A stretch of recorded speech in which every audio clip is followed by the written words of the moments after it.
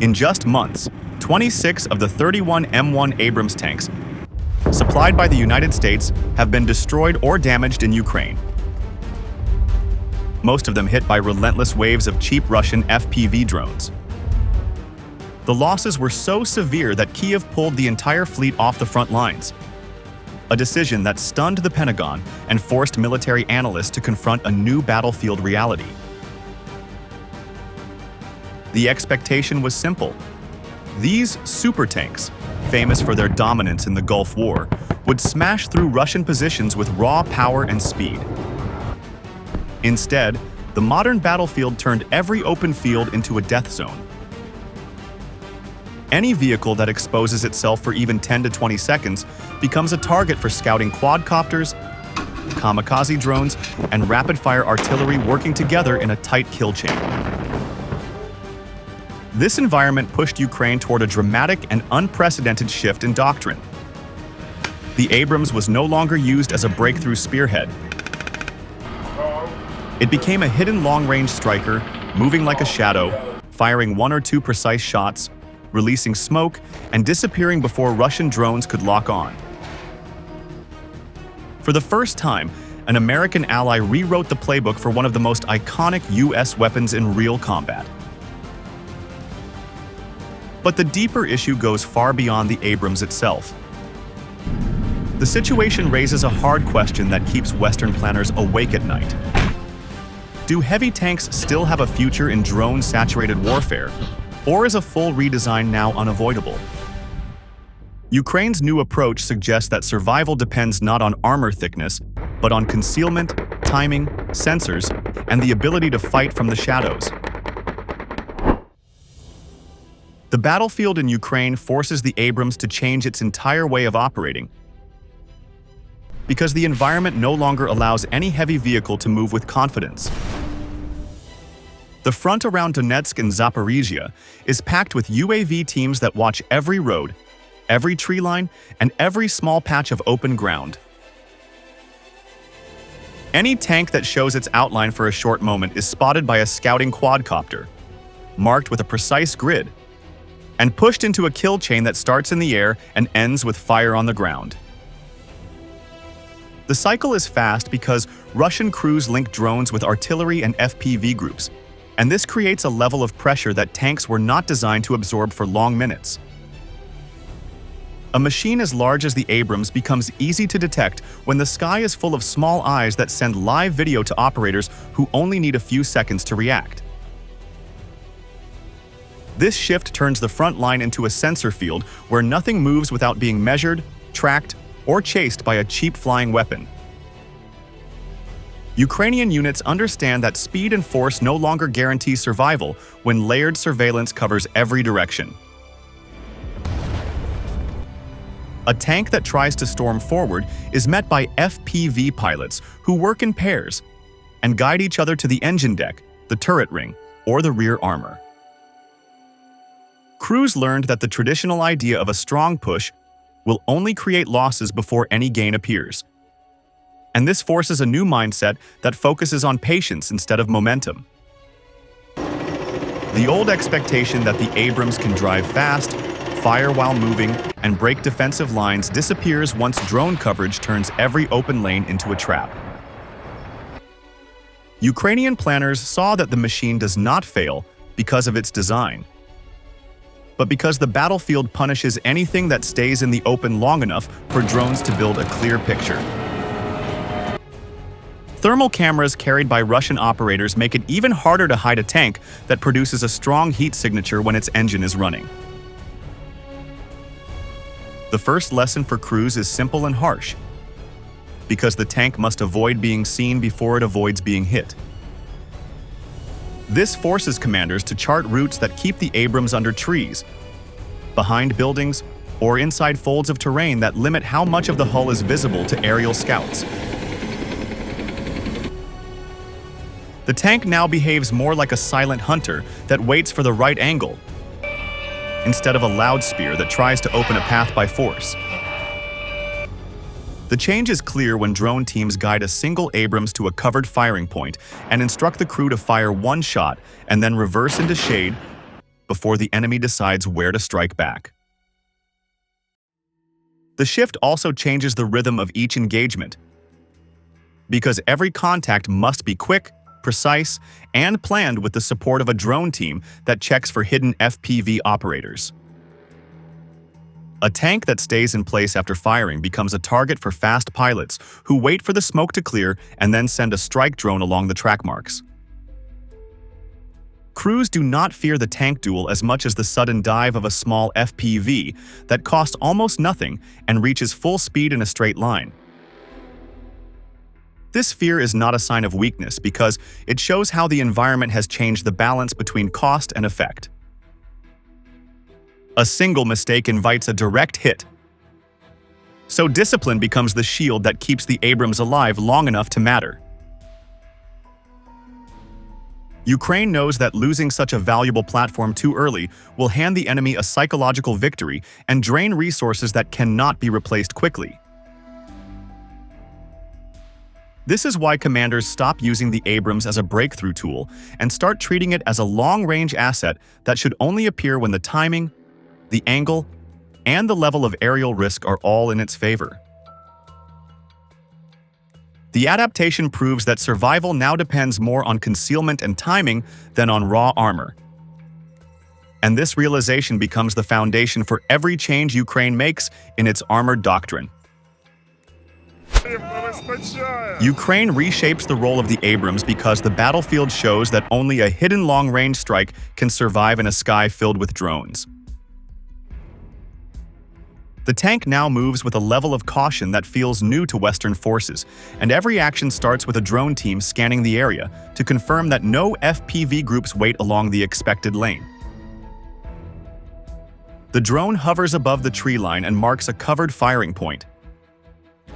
Then it checks the escape path and studies each fold of terrain to make sure that ambush teams are not waiting with prepared launch spots.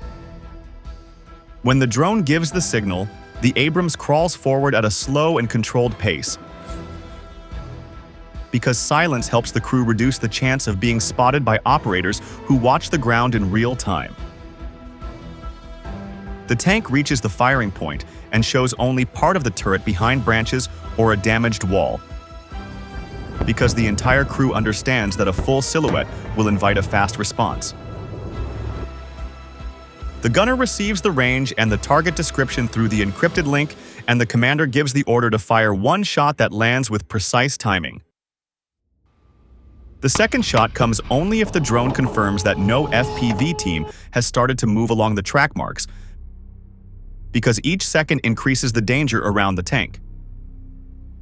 The smoke launchers create a screen that hides the retreat, and the driver reverses along the planned lane until the tank disappears inside a pocket of shade where no clear thermal outline is visible from above.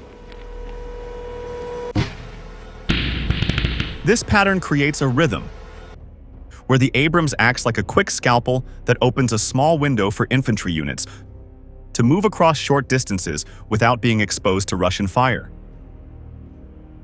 The impact is clear when drone footage shows an ATGM team preparing to fire from a trench, and the Abrams sends a perfect round that removes the threat and gives ground forces a 5-minute advantage to push forward.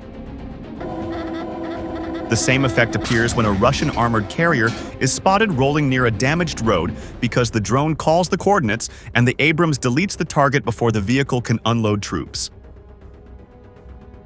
The tank's value rises when these short strikes break defensive anchors that hold Ukrainian infantry at a distance, because each destroyed bunker changes the tempo and forces the Russians to reposition. The combined action of the drone and the Abrams also limits the time the Russians have to respond, because the tank is already gone when counterfire begins to fall on the previous firing point.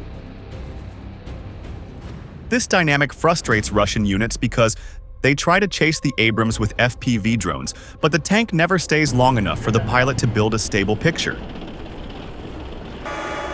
The shift from a breakthrough doctrine to a hidden strike doctrine also reduces fuel risk because the Abrams uses short sprints instead of long charges that expose its trail to enemy scouts.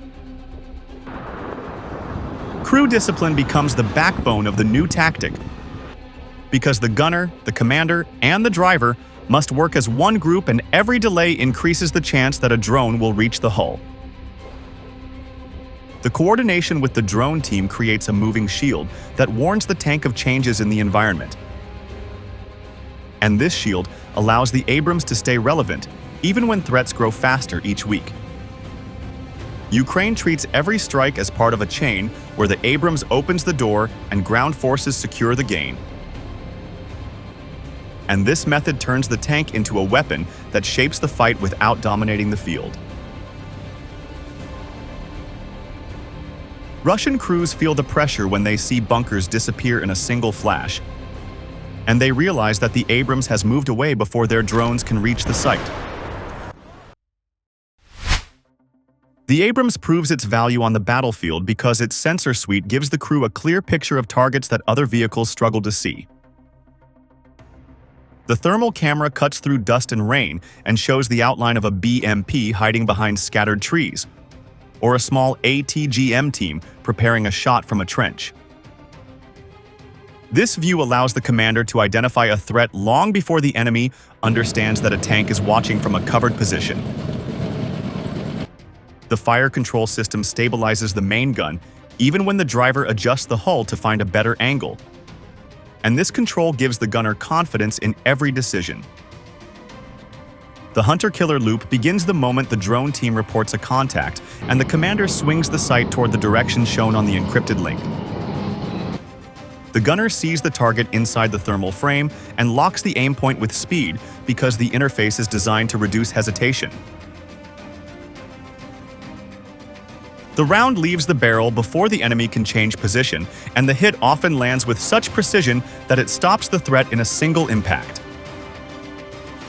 A Russian crew moving an armored carrier along a narrow forest road becomes exposed when drone footage marks the exact grid, and the Abrams responds with a clean shot that destroys the vehicle. An anti-tank guided missile operator raising a launcher behind a collapsed wall is caught in the thermal image, and the tank fires before the team can react to the danger. Each strike shows how the system shortens the kill chain to only a few seconds. And this short time matters because Russian units rely heavily on quick responses from FPV groups. A tank that fires slowly becomes a target for pilots who wait for the muzzle flash to guide their drone toward the turret or the rear deck. The Abrams breaks this pattern because the crew fires and leaves the position while the smokescreen hides the retreat and confuses the Russian pilots. FPV operators see only white clouds and broken tracks on their monitors. And by the time they reach the last known position, the tank has already moved into a different pocket of terrain. The thermal viewer gives the Abrams an advantage during night operations because Russian scouts lose clarity when the air cools, and their smaller sensors struggle to pick out shapes at long distance. The tank takes advantage of this gap and removes mortar crews who try to set up in abandoned farms because the gunner sees the heat from their equipment and eliminates them with a direct hit. This ability to find threats without waiting for clear daylight changes the pace of the fight and puts pressure on Russian units that expect darkness to provide cover. The synergy between drone spotting and the Abrams fire control creates a cycle where the tank finishes targets as soon as they appear on the screen of the scout team. A single call from the drone leads to a rapid-fire mission, and the tank withdraws before Russian artillery begins to hit the area where the shot was fired. The crews trust the sensors because they know that hesitation increases the chance of an incoming FPV that can reach full speed in a straight line. A tank without strong sensors becomes blind in a battlefield filled with obstacles and hidden teams. But the Abrams turns this environment into a map of heat signatures and moving outlines. The system transforms the way Ukraine uses armor, because the tank no longer depends on speed to reach a target and instead uses information to deliver hits from safe positions. The Abrams can survive on the modern frontline only when it lives inside a multi-layer anti-drone network that protects it from being tracked or hit by Russian operators. The tank no longer trusts its thick armor as the primary shield, because the real threat now comes from a sky crowded with FPV scouts that search for moving heat signatures. This shift forces crews to treat thermal camouflage as a first line of defense, and they cover the hull with insulated nets that reduce the bright outline which drones use to find targets. Decoy heat sources are placed near broken vehicles or tree lines to draw attention away from the real tank, because every minute the enemy wastes on a false target increases the Abrams' chance of staying hidden. These quick adjustments confuse operators who rely on earlier images to estimate where the vehicle might be once the smoke clears. Infantry squads assigned to protect the Abrams carry shotguns and lightweight anti-drone weapons, and they watch the sky for small shapes that dive straight toward the turret. Their job is critical because FPV pilots often hide behind ridgelines or inside abandoned barns, and they wait for the sound of an engine before starting a run. Electronic warfare teams create an invisible layer that distorts the control signals of approaching drones, and this disruption forces pilots to fight their own equipment. The jamming effect introduces delay into the video feed, and this delay can cause the FPV to miss the target and crash into the terrain. Anti-drone guns add an inner ring of protection because they fire in short bursts and can damage a drone that tries to slip through the outer layers. The Abrams crew coordinates with these units through a secure link, and they adapt their timing based on warnings from observers who monitor enemy launch points. The driver keeps the vehicle below ridgelines and avoids climbing slopes that reveal the turret to thermal cameras watching from high altitude. The crew often turns the engine off while waiting for the drone team to confirm that the airspace is clear, because shutting down the turbine removes the bright heat plume that gives away the tank. The tank never stays exposed for more than 10 minutes because remaining still gives FPV operators enough time to coordinate an attack path. Changing firing points becomes a habit because using the same position twice allows Russian drones to predict movement and prepare ambushes with cached coordinates. The crew studies the surrounding routes before every mission, and they memorize several fallback points that offer shade and visual cover. Drone footage often shows Russian pilots searching empty areas where they expected the Abrams to reappear because the vehicle has already shifted to a different angle. This mobility forces Russian scouts to spend more resources on each attempt to engage the tank, and every failed run drains their ability to pressure Ukrainian infantry. The tank moves out only when the drone confirms that no Russian scout is circling above the tree line. The Abrams crawls toward the firing point, and the crew speaks in short messages because long conversations distract from the rhythm. The gun fires once when the drone marks the exact grid, and the driver reverses before Russian sensors can track the movement. The smoke screen covers the escape, and the tank slides into a shaded ditch where the turbine is set to idle until the heat signature fades. Russian FPV pilots often reach the previous firing location only to find dust and burnt branches because the Abrams has already switched to a different angle. During the pause between engagements, the driver checks the track tension because loose tracks slow the retreat and slow movement brings danger. The loader inspects the ready rack and prepares fresh rounds under the cover of the net because staying exposed increases the chance of being spotted. The turbine is cooled with care because high heat attracts thermal cameras operated by Russian scouts who search for glowing vehicles. Fuel trucks approach with caution and stay under tree cover while the crew refills the tank so the Abrams can launch another quick mission. Each step is rehearsed with discipline because a single mistake leaves the tank open to a fast FPV strike. If the Abrams takes damage during the battle, the commander does not argue or take risks because Ukraine values the crew more than the idea of standing ground. The tank is pulled out of the hot sector, and the staff begins a rapid review to find how the enemy predicted the movement. The crew studies the drone footage and checks which moment revealed the silhouette or the heat. And this study becomes a lesson that changes the tactic for the next mission. This constant adaptation turns the Abrams into a weapon that grows smarter with each engagement, and this maturity impresses foreign observers who watch the battle closely. Ukrainian commanders refuse to send the tank back into the same danger zone until a safer route is built and a better timing plan is formed. They believe that the platform stays useful only when the crew stays alive, and this belief creates the principle that survival equals relevance. The Abrams becomes a moving asset that appears only when the timing is correct and disappears once the window closes. This approach shows a mindset that values precision more than display and outcome more than appearance. The Abrams story in Ukraine is no longer about a strong tank or a weak tank, but about a 60-ton machine forced to survive in a battlefield controlled by drones and sensors. The tank entered the war with the image of a breakthrough weapon, yet it stayed alive only when it behaved like a silent hunter that fired in seconds and vanished before Russian operators reacted. Ukraine changed its role because a classic charge would have turned the Abrams into a perfect target for FPV teams, watching every road and every tree line.